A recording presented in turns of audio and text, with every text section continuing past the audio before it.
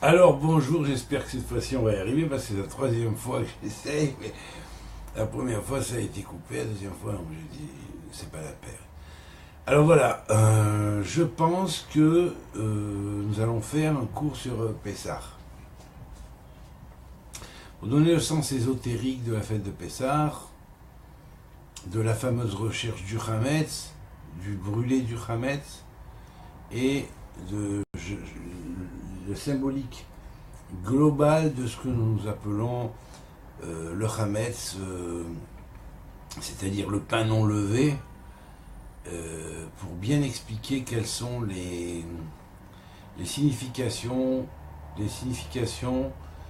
du grand secret, je dirais même mystère des mystères, mystère de la haute Égypte, de la basse Égypte, qui se cache derrière cette formule, qui est la formule symboliquement désignée comme le Hametz, qui,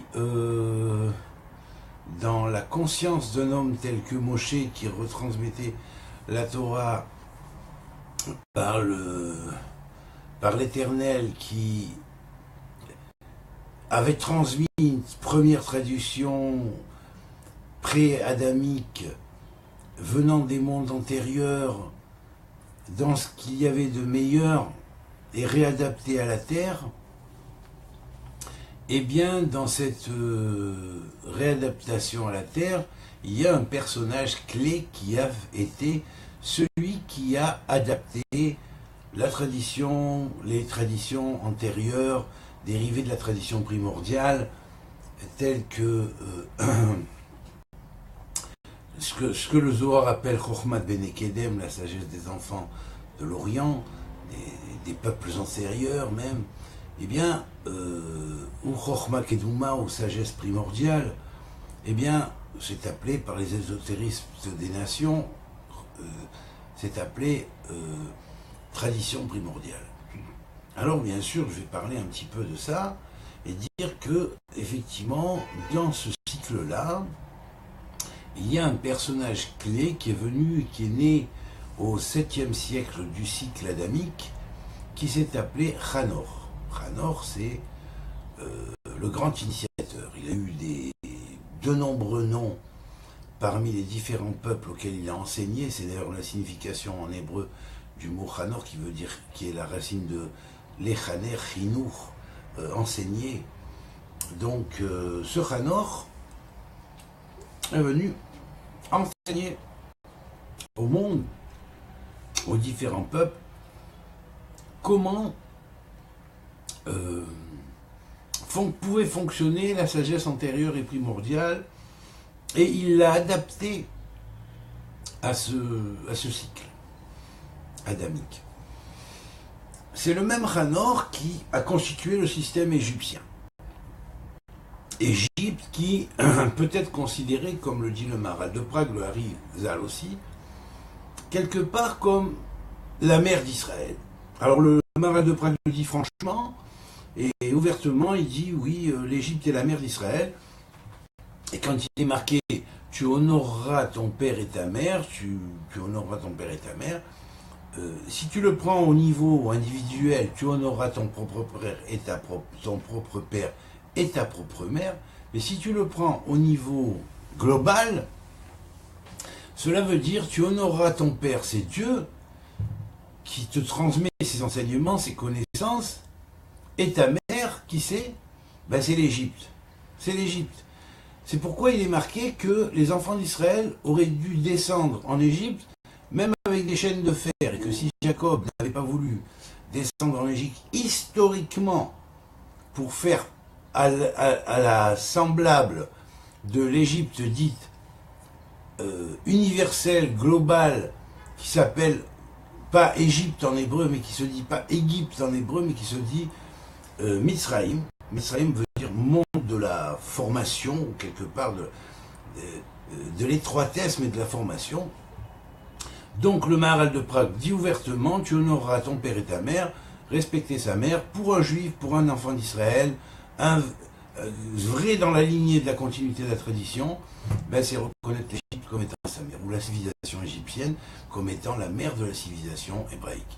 Alors bien sûr, le fils est la gêne de la mère, mais dans la mère, dans la vie normale, c'est pas la mère forcément de l'âme du fils, mais elle joue le rôle de mère terrestre. Eh bien, l'Égypte de ce monde, de cette terre, a joué le rôle de cristallisatrice, de mère quelque part à la civilisation d'Israël, qui a continué avec la civilisation des mystères de l'Égypte, qui vont représenter comme un petit peu les gènes même des bases du judaïsme, de la Torah. Ils sont d'abord des enfants d'Israël, la tradition d'Israël, et ensuite du judaïsme qui, après Babel, a été appelé judaïsme.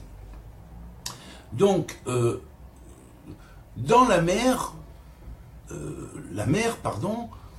est comparée, l'Égypte est comparée à la mer avant même le Maharal de Prague, dans un midrash de Kohelet qui dit que il y a plusieurs choses qui vont en parallèle, comme par exemple la naissance du monde à partir du tohu-bohu, du chaos et du désordre, et la connaissance de l'ordre, la mise en place de l'ordre.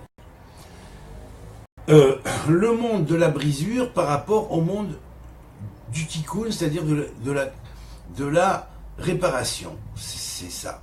Si, étant donné que dans un niveau individuel, chaque fois que l'homme n'a pas réparé, il revient en Gilgul, c'est-à-dire il revient en incarnation, eh bien on pourrait dire que là, c'est la base d'une nouvelle incarnation, l'incarnation d'un nouveau cycle, qui va être le cycle du tikkun, qui va faire la réparation sur les cycles précédents dans lesquels on n'a pas réussi, ou l'humanité n'a pas réussi à passer. Alors c'est magnifique parce que finalement, quand on le voit sous cet angle, l'Égypte est préparatrice comme une mère est préparatrice des gènes de son enfant. Or, d'où viennent les gènes même de la structure même, si on pourrait dire, à la fois des pyramides, à la fois de l'art égyptien, à la fois de toute la structure hiéroglyphique égyptienne. On sait qu'il y a 5041 hiéroglyphes égyptiens, c'est pas pour rien. Il y a en fait 71 fois 71. 71 est la valeur numérique de Malé. Malé veut dire plein, rempli, mais il représente symboliquement ce qui, dans un midrash, nous est raconté, et nous dit que Pharaon et Joseph sont montés 70 marches qui montaient au trône de Pharaon. Alors Joseph va être le décrypteur de Hanor, ce langage hiéroglyphique qui a été construit à l'époque de Hanor. Il va être le décrypteur, il va décrypter la chose, il va trouver, il a un lien avec Hanor quelque part, et il va trouver le fondement qui existe entre la langue hébraïque et la langue égyptienne. Et croyez-moi, il y en a du fondement. Alors, bien sûr, il y a automatiquement fondement de relation entre la Kabbale hébraïque, avec sa science des anagrammes et sa science des kinouïm, otiyot, ou les kinouïm, c'est-à-dire les changements ou noms d'îlots, noms de changement de chaque lettre qui a plusieurs noms. Le Aleph, il s'appelle pas qu'Aleph, le Bet, il s'appelle pas que Bet. Vous voyez mes cours sur les 31 voix en relation avec les lettres de feu, les 32 voix avec de la sagesse en relation avec les lettres de feu. Alors bien sûr, il y a des kinouïm attribués à chaque lettre. Tous ces kinouïm sont montés selon une science qui va dans la parallèle avec la manière dont Hanor a monté les kinouïm qu'il voyait en lettres de feu apparaître de la Torah du Tikkun devant ses yeux, comme c'est marqué dans les livres de Hanor, dans le livre d'Enoch, et il les transcrivait en différents écrits et différentes lettres qui, ces lettres-là, vont former ce qu'on appelle, ce qu'on dirait dans le Zohar, le manteau de l'ancien des temps. Le manteau de l'ancien des temps, c'est-à-dire sur le manteau de l'ancien des temps sont gravés tous les alphabets de tous les peuples, de tous les mondes, et parce que chaque alphabet qui est descendu sur cette terre, chaque hiéroglyphe qui est descendu sur cette terre a sa correspondance dans les cieux. Et donc,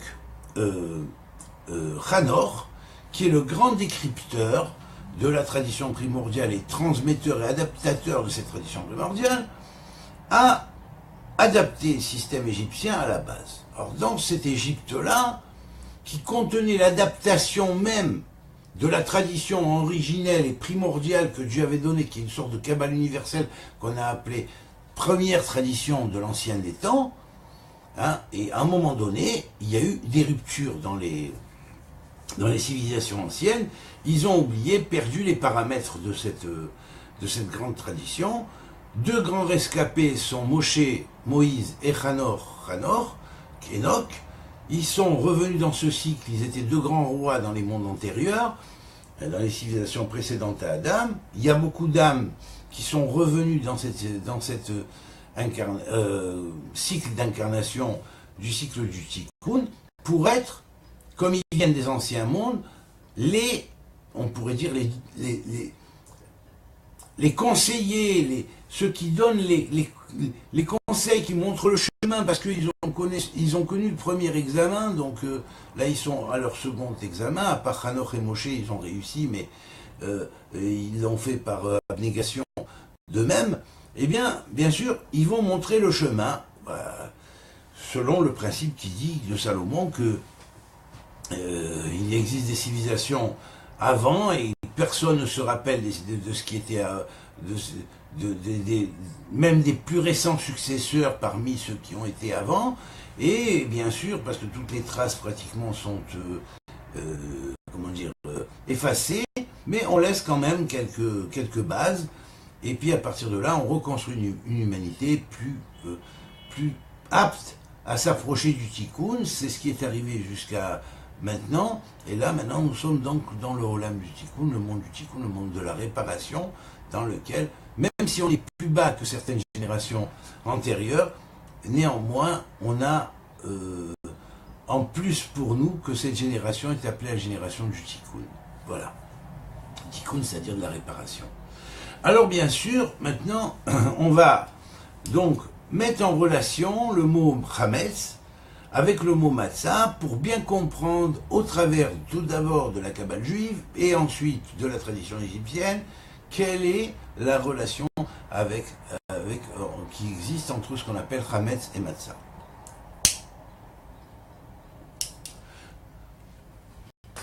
Alors bien sûr, on va voir d'abord comment s'écrivent les deux mots. Matzah, ou pain non levé, pain azim, dit non levé, ou des galettes, il y en a qui appellent ça aussi, hein, eh bien ça s'écrit Mem Tzadik et Tzadi He. Alors que Matzah s'écrit, Chametz, pardon, alors Matzah s'écrit Mem Tzadi He, alors que Chametz, qui veut dire pain levé, il n'y a rien de mal au pain levé, rien de mal, toute l'année on en mange. Sauf que pendant la fête de Pessah, on ne mange pas de pain levé parce que, bon, on raconte dans le récit que les pains n'ont pas eu le temps de se lever, mais c'est symbolique et on va essayer de comprendre ce que ça signifie. Alors bien sûr, ça s'appelle Chametz, donc le pain levé. Dans l'année, il n'est pas appelé pain levé, Chametz, il n'est pas appelé Chametz. Il a un statut de Chametz, le pain qui est levé. Il a un statut de Chametz, c'est-à-dire qui a dépassé son temps, quelque part, durant la période de Pessah uniquement, qui est une période de prise de conscience, de Cheshbon Nefesh, c'est-à-dire où on se fie à notre objecteur de conscience intérieur et qu'on voit et qu'on fait le bilan de nos erreurs faites sur l'année, qu'on extirpe symboliquement et spirituellement et réellement, en fait, ce qui est en nous, qui s'est corrompu ou sur lequel on a pu faire des erreurs, on le corrige pour la fois suivante. Alors bien sûr, pour l'année suivante, pour toute l'année suivante. Et on en prend exemple. Et donc là, on a dans le mot Chametz, Chet et même Tzadik aussi.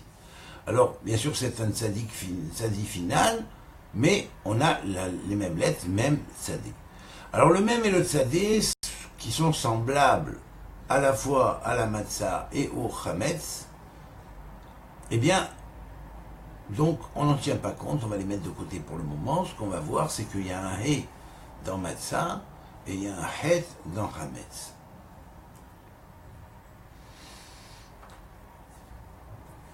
Ça veut dire quoi? Je sais pas si... Non, j'ai pas là. C'est rien, c'est pas grave. Je crois qu'il y a... Oui, ouais, c'est pas la peine.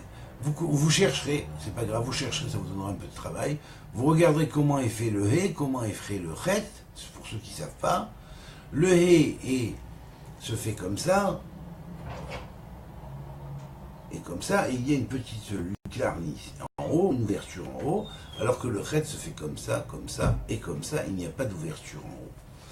Alors cette ouverture en haut symbolise la lucarne par laquelle passe la lumière pour éclairer nos mondes, et en particulier le 5e monde dans lequel nous sommes, qui est le monde du Malchut, du royaume, hein, le monde du 5e visage divin, et qui correspond bien sûr à la 4e lettre du nom de Yud He Vavé, l'Éternel.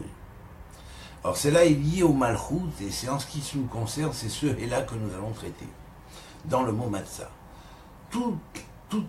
L'objectif de chercher la Matzah, c'est précisément de rechercher où se trouve l'élément d'abnégation qui nous permet d'arriver au royaume intérieur qui est en nous. Alors comment? Bien sûr. Matzah. Matzah vient de, on pourrait dire du shoresh qu'on va trouver dans Matzata. Tu as trouvé. Alors il faut trouver la matzah en soi. Et dans cette matzah, on va trouver un He. Un He, c'est à la fois l'origine de la fin et surtout l'origine du commencement. Parce que tous les mondes ont été créés Bihe Baream, par un grand He. Et toute l'édification des mondes va se marcher avec ce He, avec ce 5. C'est-à-dire un 5 visages divins qui ont tous été créés par un grand He, qui est le premier He du nom de Dieu, Yud He Vavé. Alors on a fait Yud He, c'est Ya, et à partir de là déjà, tous les mondes ont été créés, avec leurs 5 visages, leurs 5 visages par Tsoufim, et ainsi de suite. Les 5 visages divins en présentation de transmission de l'énergie divine dans les mondes, et dans les visages des hautes personnalités divines. Alors bien sûr, on a donc le He aussi également dans les ouvertures de la voix. On a des lettres qui sont gutturales, on a des lettres qui sont palatales, dentales, labiales et linguales. Donc, toutes les lettres vont passer par ces 5, on pourrait dire, Yetziot, ouvertures qui sont dans le verbe de l'homme à l'image du verbe de Dieu. Et donc, le verbe de l'homme, lui, va travailler dans le Malchut, dans le royaume d'en bas, et devra se connecter de façon à avoir le royaume d'en haut. Et donc, le mot Matzah nous signifie ici qu'il y a une abnégation à faire de soi. On doit quelque part se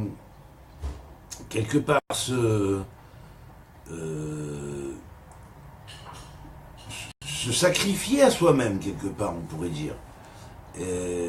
Sacrifier notre ego, on doit faire abnégation des tendances qu'on a dans un premier temps à vouloir dominer les autres, maîtriser les autres, enfin, toutes ces choses-là. Et c'est comme ça veut dire, ça s'appelle trouver la matzah en soi, c'est la raison pour laquelle la matzah est plate. Maintenant, la vraie matzah, de base, est ronde. Oui.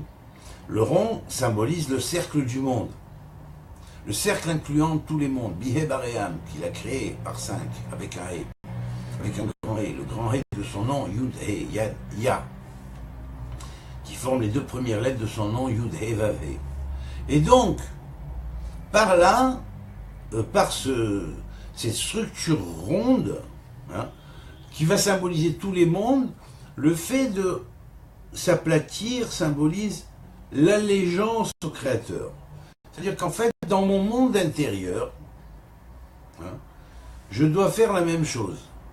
Je dois faire cette abnégation de moi-même qui va m'apporter et m'ouvrir à la réception du Créateur et au bilan que je vais faire sur moi-même en pendant un temps de la grande roue du zodiaque de l'année, hein, des 12 mois de l'année, un certain mois qui va être appelé le Chodesh à Chodashim, le Rosh Chodesh à Chodashim, la tête de tous les mois de l'année, et c'est le signe du bélier. Donc, durant ce signe du bélier, il faudra que je fasse un birour sur moi-même, une recherche du Hametz pour l'enlever de moi-même, jusqu'à ce qu'arrive le jour de Pessah et que je ne mange pendant une semaine que de la matzah, c'est-à-dire que du pain non levé, symbolisant un pain qui n'est pas imprégné d'orgueil, car le pain dans l'origine c'est le symbole de l'éternité, mais pendant la période de Pessah, pour avoir l'éternité, on nous dit comme ça, il y a une abnégation d'orgueil à faire, il y a une humilité à rechercher en soi, il y a des conditions sur lesquelles il faut travailler pour recevoir cette éternité qui est symbolisée par le pain. Et qui va être appelé Chametz, même pain, qui va être appelé Chametz au temps de Pessah, durant la fête de Pessah. Alors on va voir bien sûr qu'ici que... Excusez-moi. Nous avons donc dans le rapport Chametz Matzah, la racine Matz. C'est vrai que quand on l'inverse, on a Tsam. Tsam, ça veut dire, c'est la racine de Tsom. Tsom veut dire jeûner. Quand on jeûne, on s'amincit. Quand on s'amincit, ça devient plus léger. Alors, on verrait plus tard le rapport avec léger, mais quand on jeûne, on s'amincit. Et vous avez un mot qui va être Tsam, Tsem. Quand on a inversé les deux fois les lettres de Chametz, le même tzaddik de Matzah et le même tzaddik de Chametz, eh bien, on va voir Tsam, Tsem. Tsam, Tsem fait en valeur numérique 260, qui est la valeur numérique de 10 fois, comme les 10 sphirotes, le nom de Yud Kevavke qui fait 26, l'éternel. Alors, ça veut dire que ce Tsam, Tsem, qui est la racine du mot Tzimtzum, qui contient un vav en plus, va représenter l'acte d'abnégation du Créateur, si on pourrait dire, pour la création du monde. C'est-à-dire que quelque part, il se soustrait à son infinité pour pouvoir donner création de mondes finis. Et pour donner à l'intérieur de ces mondes finis existence à ces créatures. Voilà. Alors c'est fantastique parce que ça commence par le signe du bélier, qui s'appelait Rosh Chodesh, Nissan, et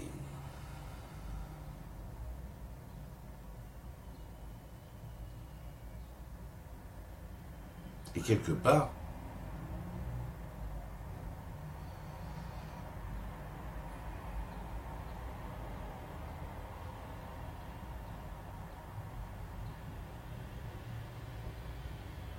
ce signe du bélier symbolise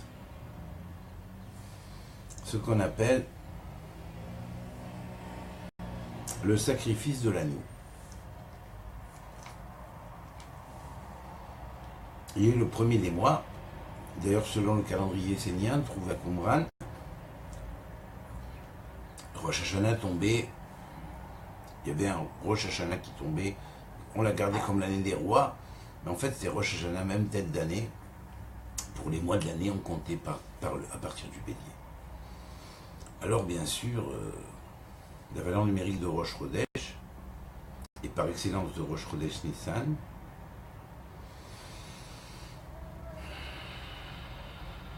eh bien c'est la valeur numérique de 819 qui est le nom de David Melech Israël, Chayav Vekayam. Donc ça correspond à l'inspection des armées, si on pourrait dire, d'en haut, qu'on va mettre en parallèle avec l'armée d'en bas, pour créer que l'armée d'en haut et l'armée d'en bas sont en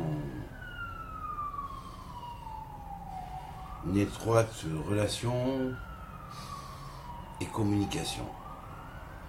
Voilà. Donc c'est très important parce que le mot Meler, comme avait expliqué mon maître Avringer Zichron Livracha, est constitué de 3 lettres, le Mem, le Lamed et le Chaf. Dans l'ordre de l'alphabet, c'est Chaf, Lamed, Mem, normalement. Et dans le mot Meler, c'est l'inverse, c'est Mem, Lamed, Chaf, c'est-à-dire leurs valeurs numériques sont 40, 30 et 20. Donc elles vont en inverser. Pourquoi? Pour dire il y a un Tzimtzum qui se fait. Et curieusement, la valeur numérique de Meler va faire Meler Malchem Lachim par excellence, c'est Dieu. Le roi choisi, ça va être David qui symbolisera le roi que Dieu a aimé pour le Malchut de façon, et sa descendance de façon à ce que ce Tzimtzum, c'est-à-dire cette réduction-là, soit accomplie et que, en fait, l'exemple soit donné à l'imitation de Dieu, à l'imitation du roi d'Israël et de la voix de l'homme, qui est bonne pour l'homme, à toute l'humanité, à tout Israël, c'est de trouver le Meler qui est en nous, le roi qui est en nous, chacun est un roi sur son corps. Eh bien, la valeur numérique du mot Meler, c'est la clé, c'est la valeur numérique, c'est 30 plus 40, pas 40 plus 30 plus 20 égale 90, qui est la valeur numérique de Maïm. Alors le Maïm, les os, c'est le symbole du miroir de l'âme aussi, et c'est aussi le symbole de la base de la création. Ça veut dire que celui qui trouve le Meler en lui, qui arrive à tirer cette substantification substantifique moelle, si on peut dire, spirituelle de son âme, et qu'il arrive à la mettre en relation sur son corps, eh bien, évidemment, il est roi dans son monde, et il pourra bénéficier dans le futur de ce qu'on appelle les 310 mondes qui seront donnés à chaque juste en héritage. Alors bien sûr, l'exemple même du Meler va montrer la contraction. Oui, contraction qui fait 40 plus 30 plus 20 égale 90. 90, on sait que c'est un quart du cercle, c'est symbole aussi quelque part de la naissance. Alors ça veut dire qu'effectivement on descend dans le Malchut, on est. Et tant qu'on ne devient pas un Meler, quelqu'un qui contrôle par son cerveau, son cœur et son foie, eh bien on revient sans arrêt dans le monde du Gilgul, c'est-à-dire dans la roue des réincarnations. Alors bien sûr, pour ne pas risquer de tomber tout ça, la matzah que nous mangeons durant Pessah, avec ce break que nous faisons avec le Hametz, qui est en même temps une prise de conscience et une analyse objective qui nous permet de savoir comment nous continuer à évoluer avec Dieu sans usurper certaines choses qui ne doivent pas être usurpées, sans dépasser certaines bornes qui ne doivent pas être dépassées, hein, et s'épanouir pleinement dans le monde de l'éternel, et bien voilà, c'est tout. Donc, le Pessah va nous donner la clé. Va nous donner la clé, la Pâque, la grande Pâque, vous voyez. Alors bien sûr, dans le mot Meler, nous avons le haut du corps qui est la tête, qui va symboliser le plan spirituel, hein, le Lamed qui va représenter le plan émotionnel, avec le lèvre, le cœur, le même de Meler avec le Moar qui est le cerveau, hein, le cerveau qui va recevoir la conscience, et la conscience des cerveaux supérieurs qui ont la conscience supérieure, eh bien, dans cet habillement-là, le Meler spirituel descend dans ce qui est en potentiel d'être un Meler matériel. D'abord dans le cerveau, les cerveaux spirituels s'éveillent, puis ils vont éveiller le cœur qui va être les régachot, et les sentiments, et l'émotionnel, mais l'émotionnel spirituel, qui est dédié à l'éternel, à Dieu, et en même temps qui va nous ouvrir Chokhmat Lev, la sagesse du cœur, qui est quoi? La sagesse du cœur, c'est la sagesse des 32 voies, c'est-à-dire les 32 voies de la sagesse. Alors, je vous invite à regarder mes cours sur les 32 voies de la sagesse. Et puis, le Kaf, qui lui va être ce symbole du Kaved, c'est-à-dire ce qui est lourd, le foie, parce que dans le foie est entreposé le glucose, et ça va donner lieu au fer, et ainsi de suite. Et donc, on voit que finalement, l'atome de fer, c'est bien 26, comme le nom de l'Éternel est 26. Et on dit que Dieu sait se servir du fer et le contrôle, mais l'être humain, ne sachant pas se servir du fer et ne le contrôlant pas, c'est la raison pour laquelle le fer est interdit sur l'autel des sacrifices de l'Éternel. Et donc, dans le temple, comme dans le Mishkan, il n'y avait aucun objet qui était en fer. Les trois métaux utilisés, c'était le bronze, d'abord, l'argent et l'or. Alors, bien sûr, qui représentait aussi trois qualités humaines, trois développements dans l'humanité.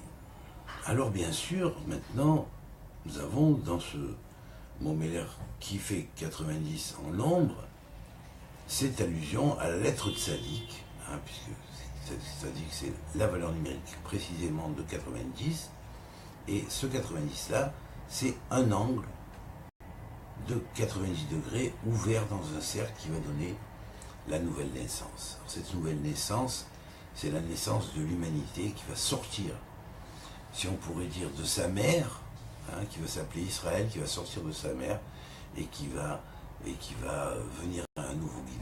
Alors maintenant, il faut qu'il s'assume et jusqu'au jour où il saura respecter sa mère, bien sûr.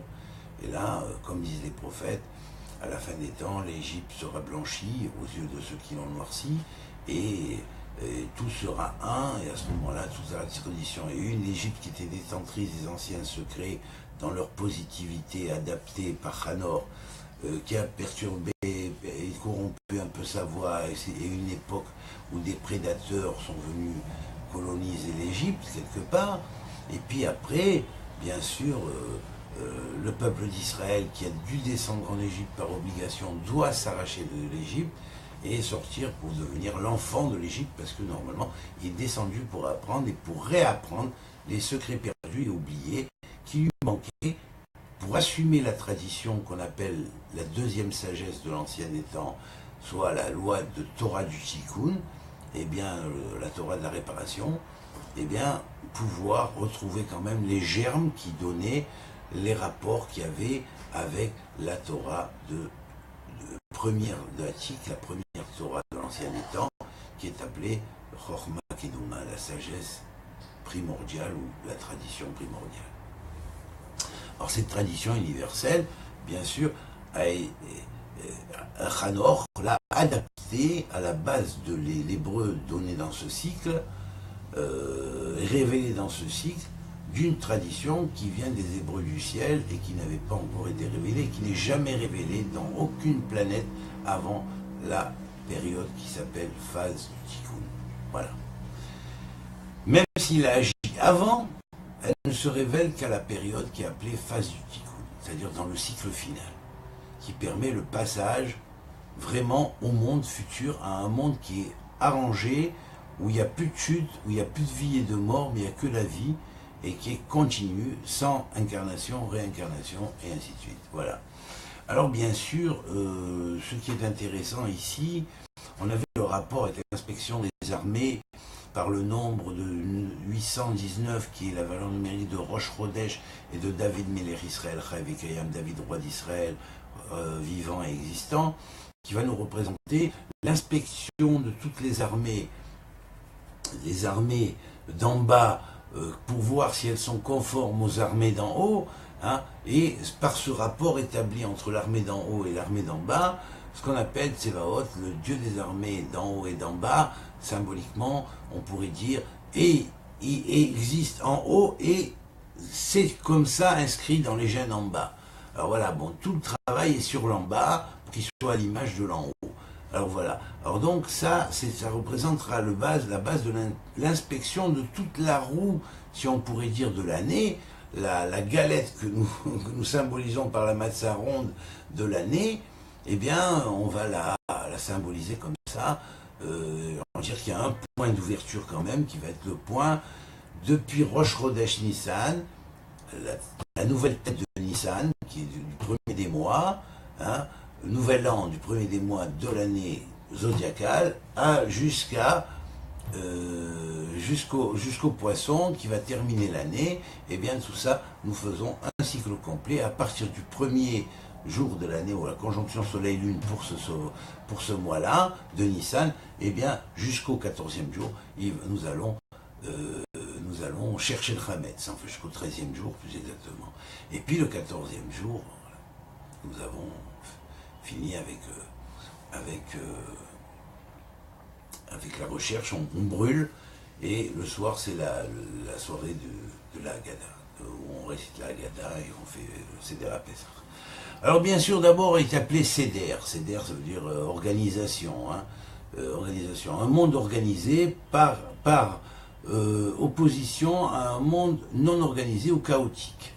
Alors le monde chaotique s'appelle le chaos, le tohu vavu en hébreu. Le monde organisé s'appelle le monde du Seder, de l'ordre. Il va s'appeler le monde de la lumière. Alors ce monde de la lumière, bien sûr, on le voit apparaître tout de suite dès que le souffle de Dieu plane au-dessus des eaux, hein, les eaux qui sont le symbole même du Méler, elles reçoivent l'image, puisque c'est le premier miroir de l'âme, dans l'image du Méler, symboliquement, et c'est ce souffle qui a l'image qui se reflète dans les eaux, où se reflète dans les eaux l'image du Méler, qui va donner ce qu'il y a dans la pensée du Méler, du roi, hein, ce qui est dans sa pensée, ou dans le mohar symbolique universel divin, et qui va passer par la voie de 32 voies de la sagesse du cœur divin, et qui va rentrer pour contrôler tous les éléments qui sont à l'intérieur de l'eau, sauf le fer qui n'existe pas à l'état natif dans la mer. Voilà pourquoi il y a 95 éléments à la base qu'on trouve dans les eaux, comme la valeur numérique de Hamaïm, et le 96e qui est le fer qui n'existe pas à l'état natif. Alors bien sûr, ce fer il va être déposé par la suite dans la création et dans notre terre, par des comètes qui vont tomber dans l'eau de la mer, mais il n'existe pas à l'état natif. Alors bien sûr, voilà, c'est comme ça que va se faire le monde à la base, à l'origine, comment il va se répéter au fur et à mesure dans la création. Et alors là, maintenant, l'ordre du fait de la sortie d'Égypte symbolise la sortie du monde chaotique. Hein, au niveau de l'Égypte historique, une Égypte qui à un moment donné a un peu dévié sa voie de la voie exacte qu'elle aurait dû suivre, en tant que dépositaire des savoirs des anciens mondes, eh bien, oui, elle s'est fait prédater, elle a corrompu sa voie, ils ont enchaîné des anges dans les prisons d'Égypte, il a fallu un tzimtzum énorme, encore une autre fois, un tzimtzum, vous voyez, pour descendre, pour que la divinité descende jusque dans les points et les recoins, pour enlever toutes ces magies, libérer les anges. À chaque plaie, il y avait des anges qui sortaient de la catégorie des Ishim et qui remontaient vers leurs origines, hein, bien sûr. Alors tout cela, bien sûr, c'était la base du fait qu'on retrouvait tout ça dans les 10 plaies, que dans les 10 plaies, 10 fois Hachem, au cours de son Tzimtzum, hein, une plaie étant liée à l'autre, eh bien, on pourrait dire, il venait arranger le monde quelque part, et là, en l'arrangeant, comment? Par rapport à ces prédateurs qui ont à un moment donné colonisé l'Égypte, je ne dis pas d'où ils viennent, c'est pas nécessaire, mais enfin, bref, hein, aujourd'hui, les temps sont venus et on commence à comprendre ce qui se passe. On trouve suffisamment d'artefacts dans des civilisations anciennes pour savoir qu'il y avait des civilisations qui étaient hyper plus évoluées, même technologiquement, que ce que nous avons aujourd'hui dans notre technologie de l'ère du Tikkun. Mais si elles n'ont pas été révélées, c'est pour une raison, c'est parce qu'on est en examen et on ne peut pas recevoir les clés des technologies du monde supérieur pour entrer comme des éléphants dans un palais de porcelaine. Là, il y a un test. Le test, c'est ce monde. On est testé dans ce monde. Et tant que nous ne montrerons pas que nous sommes une humanité qui mérite de recevoir ces clés du royaume d'en haut, eh bien, nous ne recevrons pas les clés du royaume d'en haut. Nous resterons dans le royaume d'en bas, pas achevés, et dans l'illusion et dans le sommeil, la torpeur de sommeil dans laquelle il est. et avec des forces prédatrices qui peuvent agir sur les êtres humains et des fois les corrompre et les plus le corrompre même, voilà. Alors voilà, à un moment donné, l'Égypte a suivi ça. Historiquement, on a balayé pratiquement ce savoir de façon à ce que, parce que ça représentait quelque part des choses dans lesquelles les générations suivantes n'ont pas voulu se rappeler. Hein, donc on a complètement rayé cette période noire qu'il y a pu y avoir en Égypte. Mais d'un autre côté, bon, c'est vrai que du côté du peuple juif, peut-être qu'il y a eu une banalisation de la civilisation égyptienne qui doit être réparée, puisque Ésaïe et d'autres prophètes en témoignent qu'à la fin des temps, Dieu blanchira l'Égypte. Et il ne la blanchira pas comme ça, il va la blanchir vis-à-vis de ceux qui l'ont noirci, tout simplement. Voilà. Alors qu'il y en a noirci l'image. L'Égypte est la mère d'Israël. La Kabbale égyptienne est quelque part la base qu'a adapté Hanor de la tradition primordiale pour servir ensuite à la base de la Kabbale juive. N'oubliez pas que Hanor, c'est Métatron, le prince des Faces. D'accord? C'est le maître des 70 empires archangéliques qui existent dans le ciel. Donc, c'est pas hein, marchand de tapis du coin. Hein. Voilà. Alors, je dirais que maintenant, nous allons attaquer la signification du mot Hametz et dire qu'est-ce qui différencie. Bon, le Hé, on a vu, hein, pour le Hé, on a vu, c'est le 5. Maintenant, nous allons voir la signification de ce qu'on appelle le Chet de Hametz.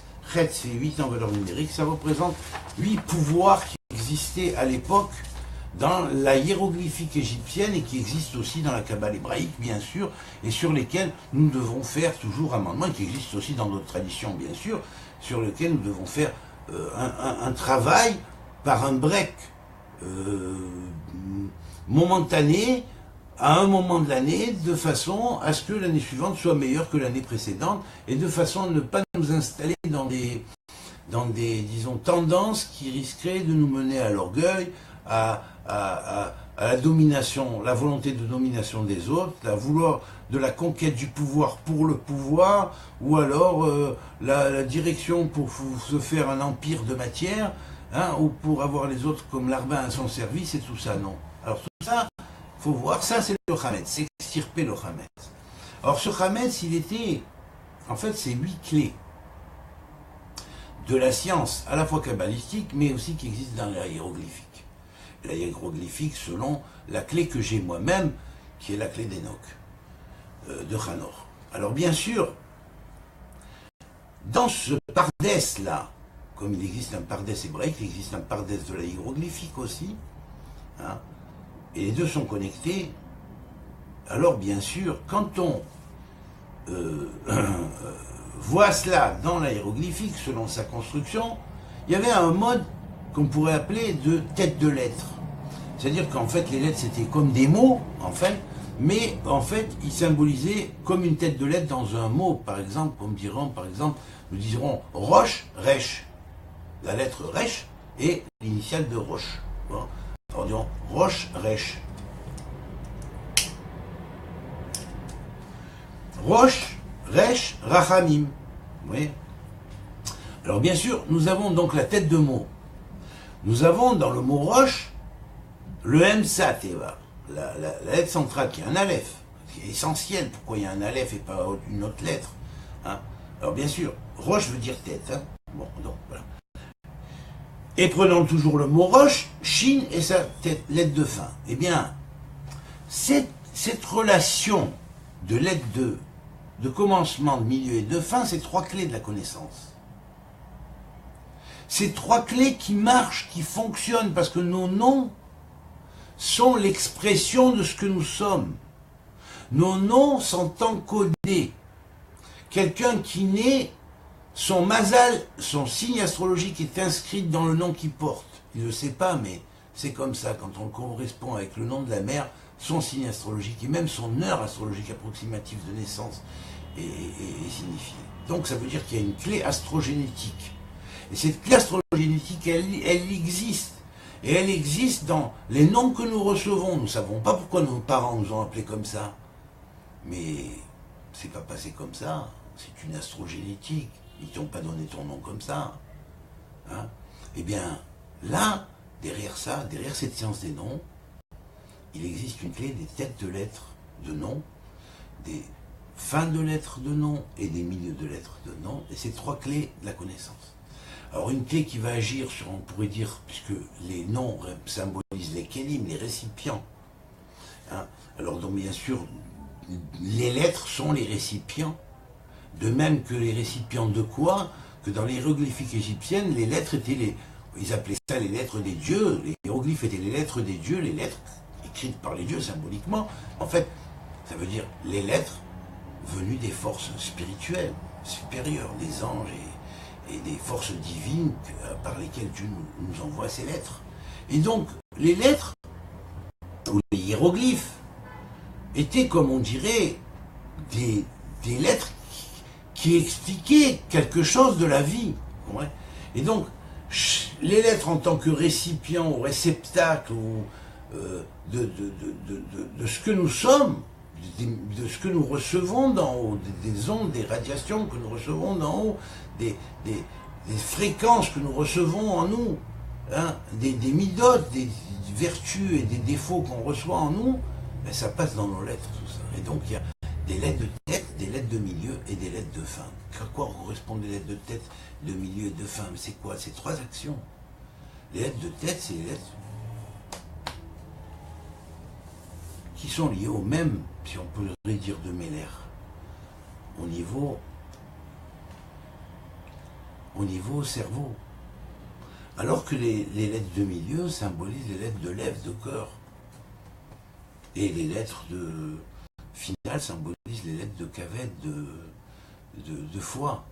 Donc ça veut dire, ici on ne désigne pas forcément que l'organe, on veut dire monde spirituel, monde émotionnel, hein, et monde physique, actif. Voilà. Alors bien sûr, cette structure-là vont donner les trois premiers pouvoirs dans lesquels il faut s'éloigner à la fois d'une influence volontaire, pour celui qui aurait la connaissance de faire d'une manière volontaire et influencer les autres ou les cerveaux, que Dieu préserve. Attention à l'abus de pouvoir, déjà, ça c'est bon pour toute l'année, hein, c'est bon pour toute l'année, mais il faut voir dans la période de Pessah si des fois, même si on s'est surveillé toute l'année, et qu'on, quelque part, on va dans une voie qui est conforme à ce que Dieu veut pour qu'on ait le monde éternel, eh bien attention, il faut voir s'il n'y a pas un moment où on a débloqué. Alors là, c'est ça qu'il faut corriger. 1, 2 et 3. Dans le monde matériel, intellectuel, dans le monde matériel, dans le monde intellectuel et dans le monde émotionnel. Vous comprenez? Alors, est-ce qu'on a essayé déjà des fois de travailler une personne en le trompant par vous voyez, par des comment dire, des démonstrations intellectuelles sophistes, je dirais même. Vous voyez, et voilà, et on aurait trompé les esprits, là, à part le Sechel sur ses Rachtevot. On aurait agi sur ses Rachtevot, et automatiquement on agit sur son cerveau. Et après, ou alors même d'une manière consciente ou inconsciente, ça peut se faire. Ou alors est-ce qu'on aurait influencé ou induit, vous voyez, des sentiments à une personne ou quoi, mais en usant de ça avec des subterfuges, vous voyez, un bourrage de crâne ou un bourrage de cœur, on pourrait dire, ou un bourrage de physique, c'est-à-dire une corruption, où on corromprait les gens, leur proposant ci ou ça, ou de l'argent, ou ce qu'on veut, mais pour les corrompre. Alors voilà, où est-ce qu'on a utilisé ça dans le bien? Alors quand on a déjà utilisé ça dans le bien, essayer d'influencer pour donner des forces à une personne au niveau spirituel, essayer de soutenir émotionnellement une personne qui souffre, vous voyez, alors ça c'est bon, c'est positif toute l'année. Mais disons que pendant la période de Pessah, hein, d'avant Pessah, on fait la Bédikat Hametz, c'est-à-dire on cherche le Hametz, pourquoi? Pour voir si on n'a pas quelquefois outrepassé les droits. Dans ces trois premières choses. La quatrième chose, c'est quoi? C'est la Torah des Otiyot.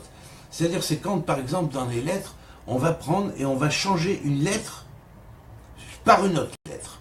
Alors, ces changements de lettres par une autre lettre, on va le retrouver, par exemple, dans des mots comme Baba, papa. Prenons un exemple simple. Vous voyez, Baba, hein, ben, ça veut dire c'est le père aussi. Mais papa, c'est le père. Ben, ce sont des lettres qui sont de la même lignée phonétique. Donc, ce qui veut dire que quelquefois, Dieu a créé trois types d'alphabets. Disons trois grands types d'alphabets, bien sûr. Les alphabets dits phonétiques, où il y a des lettres qui ont la même consonance, vous voyez, mais qui ne sont pas la même forme, où il y a des lettres qui se ressemblent selon la forme, mais qui n'ont pas le même son du tout.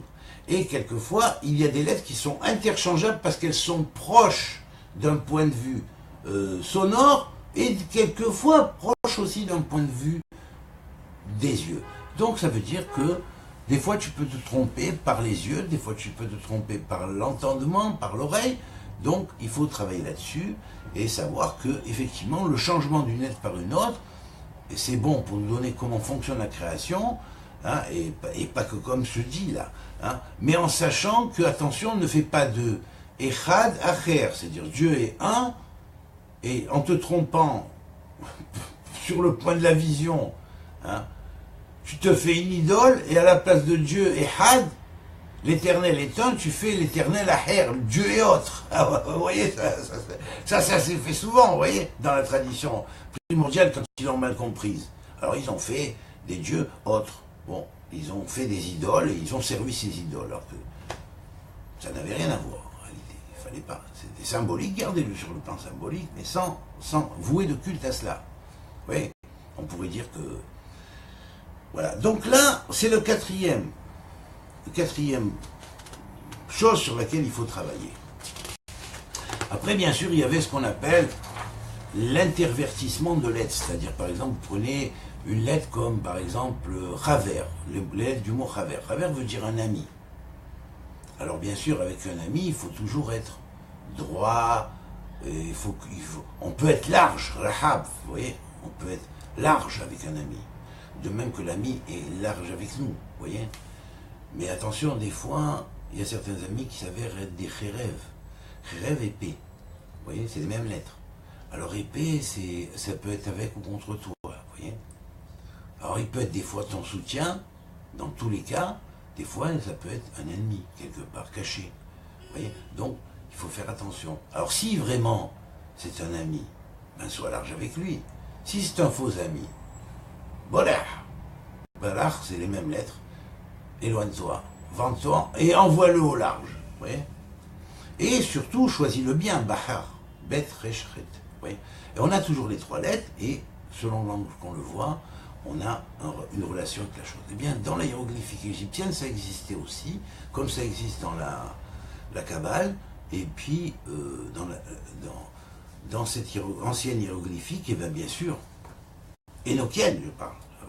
Dans les anciennes hiérarchies, ils savaient le pratiquer, les grands sages. Et donc, ça aussi, c'est une chose dans laquelle il faut s'éloigner. Vous comprenez? Et puis après, on a la sixième clé, c'est la clé des anagrammes. Alors, l'anagramme, c'est quoi? Prenons un anagramme, par exemple, du mot Bereshit. Vous voyez? Bereshit veut dire au commencement. Et bien, au commencement, quoi? Eh bien, au commencement, c'est vrai que c'est les lettres de Berit Esh, l'alliance du feu. Dieu a fait une grande alliance du feu supérieur et du feu inférieur. Le feu inférieur désigne la lumière de notre monde, le paramètre étalon de tout le monde physique et qui traverse le monde physique à la même vitesse. Et puis, au-delà de ça, il y a le feu qui mange le feu, la lumière supraluminique. Alors, à Brit Esh, Betré Esh, par deux feux. Le feu et le feu qui mange le feu. Bon, alors l'anagramme, nous allons prendre maintenant qui sont les enfants de la Brit Esh. À l'origine, c'est Israël, on retrouve dans Israël, on retrouve le Aleph Shin. Alors, on ne sait pas pourquoi. Il s'appelait le peuple de l'Alliance du Feu. Alors, bien sûr, on dit, dès l'origine de la création, Dieu vit les âmes d'Israël, il les a choisis pour transmettre l'israélité ou cette alliance du feu au monde entier. Ce qui fait qu'à la fin des temps, tout le monde va devenir intègre et droit et va recevoir ça dans le monde entier. Pour quelle raison? Parce que dans le mot Bereshit, comment le prouvons-nous? Par anagramme, nous avons Bet, Barishona, au commencement, dans le début des choses, dans le début de l'action de création. de cette création-là, bien sûr. Barishona, Ra'a, il a vu. Aleph, à Elohim, Dieu. Dieu vit. Donc, dans le commencement primordial des choses, de cette création, Dieu vit. Shin, Sheikabel, que recevra Yud Israël, Tav Torah. Donc, Dieu vit que Israël recevrait la Torah. La Torah était en hébreu, je ne pense pas que ça soit passé ailleurs. Donc, voilà. Donc, c'est le peuple d'Israël qui a reçu la Torah. Mais la Torah, il n'a pas reçu pour lui, pour se la garder ad aeternum. Il l'a reçu pour pouvoir la transmettre après à tous les peuples du monde. Mais pour arriver à faire le tikkun du monde, il faut d'abord qu'il commence à faire le tikkun de soi. Et c'est quand il aura fait le tikkun de soi qu'il pourra faire le tikkun du monde. Voilà, c'est tout, c'est simple. Alors c'est comme ça que ça marche. Et puis, nous avons ensuite, là, donc jusqu'aux 6 premières, nous avons vu, à notre icône, à partir de la 7e, ça prend une tournure différente. Parce que là, on n'est plus dans les règles de l'alphabet, dans l'alphabet seulement, on est dans la construction, par exemple, de Nusraot, comme l'avait la magie du mot les Égyptiens, et d'autres peuples, bien sûr, aussi, hein, et pour faire servir pour des opérations théurgiques ou magiques. Attention, pendant Pessah, d'abord, on fait le bilan sur ce qu'on a fait. Est-ce que dans nos prières, on a été intègre, on a fait nos prières comme il faut, ou alors qu'elle les a fait aussi un petit peu avec une magie gothique qui rentre ou pas, et est-ce que, voilà. Bon, donc ça, c'est Pessah, on s'éloigne de ça, et même si on l'a fait, on le fait plus, et puis on fait le bilan pour savoir si on l'a bien fait, et comment on voudrait faire l'année prochaine pour le faire mieux. C'est ça le vrai Hametz. Et la 8e clause, c'est quoi? Le Koachli Samsem Veligadel. Le savoir quand est-ce que la personne peut grandir et qu'elle peut se restreindre. Il faut apprendre à savoir quand on s'agrandit et qu'on se restreint. Alors bien sûr, c'est très très très symbolique au niveau mystique. Alors ça, c'est sa relation avec ce qu'on appelle la sortie dans le corps astral, du corps astral du corps physique, hein, la sortie en corps astral à partir du corps physique. Et là, à partir du moment, il y a extension et rétention quand le corps astral revient dans le corps physique. Alors bien sûr, ça c'est un niveau, mais on peut le voir aussi à un niveau plus simple. Alors au niveau plus simple, ça veut dire, des fois, fais-toi Morin des Katnous, tu dois savoir te faire petit cerveau. Et des fois, grand, tu te montres. Tu dois apprendre à savoir quand est-ce que tu peux montrer, quand est-ce que tu ne dois pas montrer. Quand est-ce que tu peux dévoiler des points qui sont chez toi grands, quand est-ce qu'il faut les prendre et les mettre de côté et puis les garder pour plus tard. Voilà. Donc pendant la période de Pessah, on fait un travail là-dessus. Sur ces 8 principes-là, qui sont la clé de Chet, de Hametz, et qui vont différencier ce qu'on appelle le Hametz de la Matzah. Alors bien sûr, le Hametz, bien sûr, on sait que en fait, c'est comme du pain. C'est du pain levé, mais c'est quoi? C'est du pain levé qu'on appelle Hametz seulement à la période de Pessah. Vous savez une chose, dans l'hiéroglyphique égyptien, il y avait la pyramide de pain, vous voyez, qu'on symbolisait par un hiéroglyphe, où on mettait des petits grains, comme ça, des petits ronds, qui symbolisaient les grains de farine, assemblés, qui allaient faire une forme de pyramide, et la forme de pyramide de pain. Alors bien sûr, étant donné que le pain symbolisait l'éternité, puisqu'en valeur numérique, en hébreu, on le voit, et on sait que ça a été tiré comme ça aussi, toute la symbolique, elle va de parallèle, hein, et bien en hébreu, la valeur numérique de pain, c'est 3 fois 26, 3 fois le nom de l'Éternel. L'Éternel a été, l'Éternel est, l'Éternel sera. Et donc, lorsque ces 3 fois-là, on va les mettre dans quoi? On va les mettre symboliquement dans une forme de pyramide, une forme de pyramide en forme de pain. C'est comme ça qu'Enoch a transcrit le hiéroglyphe. C'est pas pour rien. Il a pris la chita, il a mis des petits grains de chita, vous voyez, chet, chita, et puis il les a pris, il les a assemblés, il les a mis en forme de pyramide. Et la pyramide étant formée de 4 triangles, hein, et bien effectivement, nous avons alors là le rapport directement avec les 4 triangles, puisque triangle en hébreu se dit Meshoulash, et que Meshoulash est 26 fois 26, Alors on comprend que le pain, qui est 3 fois 26, eh bien, ce soit une symbolique des 3 temps, il a été, il sera exponentialisé dans ce qui va représenter l'éternité. Alors c'est parfait, voilà pourquoi on mettait le Meshoulash, combiné avec la valeur numérique du nom de Yud-Keh-Vav-Keh, qui était de l'éternel, qui était à l'intérieur, et on a fait la pyramide de pain, la pyramide en forme de pain pour symboliser l'éternité au travers des pyramides qui allaient servir de lien de connexion avec les mondes supérieurs et avec les mondes d'éternité. Voilà.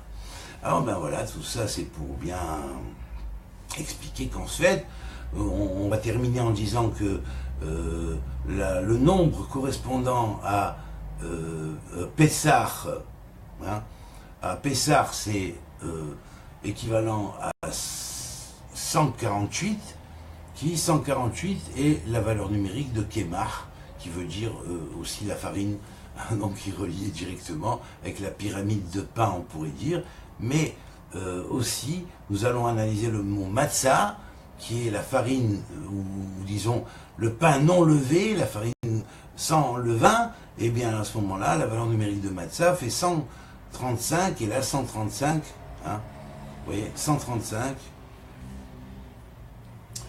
jusqu'à 148, l'intervalle est 13, comme un het et un he, donc pour dire que c'est lié, vous voyez. Et 13, on sait que c'est had, c'est 1. Donc la civilisation égyptienne est liée à la civilisation hébraïque, et qui en est la continuité, et on voit d'accord au niveau du mot matzah, ça veut dire cette substantification, substantifique moelle de l'année qu'on va retirer, on va faire le bilan, on va être humble sans être trop humble, parce que trop humble, trop petit, c'est exagéré, parce que ça amène la fausse modestie, et se faire trop grand, c'est l'orgueil, et c'est... bon, enfin bref. Alors voilà, donc, ni l'un ni l'autre, c'est au milieu, donc ça évite d'utiliser le 8e pouvoir, qui est le pouvoir de se grandir ou de se rétrécir, même si on ne le prend pas au niveau astral par rapport au niveau incarnation physique, mais déjà même au niveau premier et presque au sens littéral, et bien voilà, c'est comme ça qu'il faut agir. Et donc, la matzah fait en valeur numérique 135, et 135, c'est la valeur numérique de 5 fois le nom de Yud-Keh-Vav-Keh, d'où le 5 de matzah qui termine le mot matzah, qui est le secret de Bihé Baréam, des 5 ouvertures de la bouche, des 5 formes de lettres qui sortent de l'Ensof et de l'infini, et qui vont se réduire en Tzimtzum de façon à arriver à transmettre cette éternité qui vient de l'infini vers un monde fini. Mais pour ça, il y a plusieurs phases à passer. Il faut d'abord passer par la phase création, après apogée, et après descente, et après chute et brisure, et ensuite tikkun et réparation. Et la réparation vient à la fin, c'est la 5e phase de la création. Voilà. Alors bien sûr, on sait qu'on boit 4 verres de vin, hein, et toujours on garde le 5e, on dit le 5e c'est celui qui viendra à la délivrance, non pas d'Israël, mais à la délivrance de l'humanité toute entière. Et bien ça représentera la sortie d'Égypte physique, si on pourrait dire, d'Égypte qui a usurpé un petit peu et qui a mal usé de ses pouvoirs, hein, en essayant de contrôler les cerveaux, en essayant de faire une société un petit peu comme les Atlantes ont essayé de faire à la fin de leur temps, et puis voilà, et puis après dégringolade. Alors bien sûr, ça amène à une prise de conscience mondiale, et quand il y aura cette prise de conscience mondiale, et bien avec l'aide de Dieu, il y a la 5e coupe. La 5e coupe est la délivrance totale. Alors bien sûr, cette 5e coupe, à quoi elle est liée? Dans le mot matzah, la finalité de la matzah, de la grande Pâque, on pourrait dire, et bien c'est d'arriver à Kala. Kala, ça veut dire léger. Ben, la matzah est légère par rapport au pain, c'est vrai, mais c'est pas ça seulement. C'est léger, on dit dat nashim kala. La connaissance des femmes est légère, mais ça c'est pris au pied de la lettre, comme ça, du macho-folcratisme. Mal interprété. Je veux dire, normalement, après une recherche que j'ai faite dans le Tanar, pour chercher combien de fois apparaît le mot émet dans la totalité du Tanar, donc Torah, Nevi'im, Ketuvim, prophète, hagiographe et Torah, loi, Eh bien, j'ai trouvé 135 fois ou qu'à la fois le mot Emet. Alors ça veut dire quoi? Quand on dit Da'at Nashim Kala, quand la Torah veut dire Da'at Nashim Kala, c'est pas comme l'homme l'a compris avec son Hametz. Il a compris de travers. Il a compris Da'at Nashim Kala, la connaissance des femmes est un peu légère. Donc c'est pas pour ça que la femme, c'est pas nécessaire qu'elle étudie le Talmud, c'est pas nécessaire qu'elle étudie la Torah, c'est pas nécessaire non plus qu'elle étudie trop. Alors la Kabbale, n'en parlons pas, mais non. Da'at Nashim Kala, ça veut dire le Da'at, la connaissance des Nashim, Kalla. Il est léger. C'est comme une matzah. Mais c'est la clé de la 5e coupe. Ça se comprendra qu'à la fin. Pour quelle raison? Ça se comprendra qu'à la fin, ben, je vais vous le dire. Parce que on parle de Rabbi Akiba. Rabbi Akiba, il a fait des grandes choses. On parle de Rabbi Shimon Bar Yochai, il a amené le Zohar. Rabbi Akiba, Sefer de Otiot de Rabbi Akiba et tout ce qu'il a amené dans le Talmud. Et puis Rabbi Yehuda, Rabbi, c'est pas lui que je vous ai, Ben Akana, il a amené Sefer Abahir. Et l'autre, il a amené tel et tel, et le Maharal de Prague, il a amené tout, et le Ramchal, et le Rizal, et tout ça. Mais est-ce qu'on parle des mères du Ramchal, la mère du Rizal, la mère d'Abraham, serait-ce que, la mère d'Israël, ou la mère de Jacob? On leur a fait une petite place. Parce que Da'at Nashim Kala, elles sont humbles comme la matzah. Les tzadékot, les justes qui ont enfanté, les mères de justes qui ont enfanté les justes, elles se sont effacées comme la machla. Mais leur gloire viendra à la fin. Parce qu'on dira, tu sais, un tel, c'était le fils d'une telle. Un tel, c'était pas que le fils d'un tel, c'était aussi le fils d'une telle. Et surtout d'une telle, jusqu'à la mère du Mashiach, qui engendrera le dernier kala qu'il y a, enfin le kala, le fondamental qui vient de cette formule-là, Emet, Mi'aretz, Titzmach. Alors là, on a déjà le mot Emet, mais en Rachetevot, anagramme, on a Me'aretz même, Tav, Titzmach. La vérité de la terre germera. Voilà. Et ça, c'est la mère du Mashiach. Alors, ben, voilà. Da'at Nashim Kala, il faudra en réviser les anciennes interprétations et aller un petit peu vers les interprétations des modernes, parce que les modernes, ils se sont déjà pensés sur la science des anciens. Voilà. Vraiment des anciens. Veshiv lavavot albanim vebanim alavota.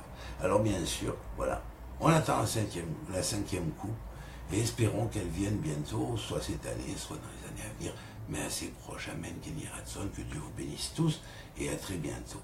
Voilà, à très bientôt.